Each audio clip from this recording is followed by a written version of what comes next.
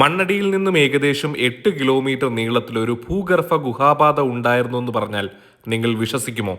ഇന്ന് ആ കഥ തുടങ്ങുന്നത് അരവക്കൽ ചാണി ഗുഹയിൽ നിന്നാണ്. മണ്ണടിയിലെ ദേശക്കൽമൂട് പ്രദേശത്താണ് അരവക്കൽ ചാണി ഗുഹ സ്ഥിതി ചെയ്യുന്നത്. ഇന്ന് ഈ പ്രവേശനമുഖം കാണാൻ കഴിയുമെങ്കിലും ഇതിനകത്തേക്ക് ഇറങ്ങുന്നത് സുരക്ഷിതമല്ല. ഓക്സിജന്റെ കുറവും അകത്ത് പല ഭാഗങ്ങളും ഇടിഞ്ഞു കിടക്കുന്നതുമാണ് ഇതിന്റെ പ്രധാന കാരണം.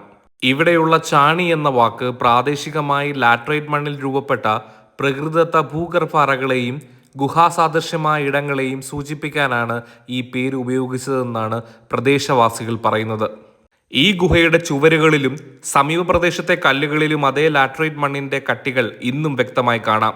പ്രാദേശികരുടെ അറിവ് പ്രകാരം ഈ ഗുഹയ്ക്ക് ഒന്നിലധികം പ്രവേശനമുഖങ്ങൾ ഉണ്ടായിരുന്നുവെന്നാണ് പറയപ്പെടുന്നത്.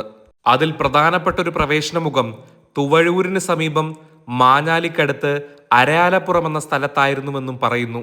എന്നാൽ അതിന്നൊരു സ്വകാര്യ വ്യക്തിയുടെ പറമ്പിലാണ്. ആ പ്രവേശന ഭാഗം പിന്നീട് മണ്ണിട്ട് മൂടിയെന്നാണ് അവിടുത്തെ നാട്ടുകാർ പറയുന്നത്. ദേശക്കല്ലുമൂടിൽ നിന്നും അരയാലപ്പുറത്തേക്ക് ഏകദേശം 8 കിലോമീറ്റർ നീളത്തിലൊരു ഭൂഗർഭപാത ഉണ്ടായിരുന്നുവെന്നാണ് തലമുറകളായി പ്രചരിച്ചു വന്ന കഥ.